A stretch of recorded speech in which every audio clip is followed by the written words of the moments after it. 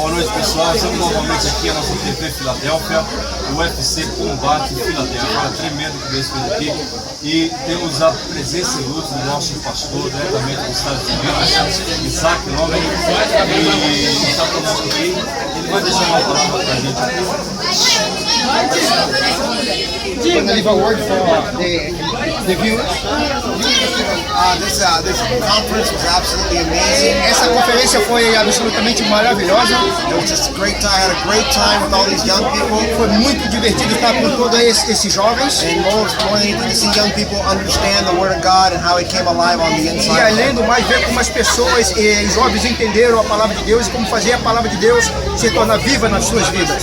So for me, it's an honor and a privilege Para mim, então, é uma honra, um privilégio to be here in Brazil, estar aqui no Brasil, from California, da Califórnia, and be able to share the good e news. poder compartilhar as boas novas. We love you. Be blessed. Amamos vocês, sejam abençoados. Ok. Gostaria de pedir que o pastor deixasse uma palavra profética, uma palavra de ânimo para os jovens que vão assistir. Can you also leave a prophetic word for the people who will watch this video in the future? In the kingdom of God, No reino de Deus, it's never about where you start. não tem a ver com aquilo com o seu começo. It's always about where you finish. Tem a ver com como você vai terminar. And so the focus is Então, o foco é the heavenly vision in your spirit. a visão celestial no seu espírito. Amen. Amém. Sejam abençoados. Ok, God bless you.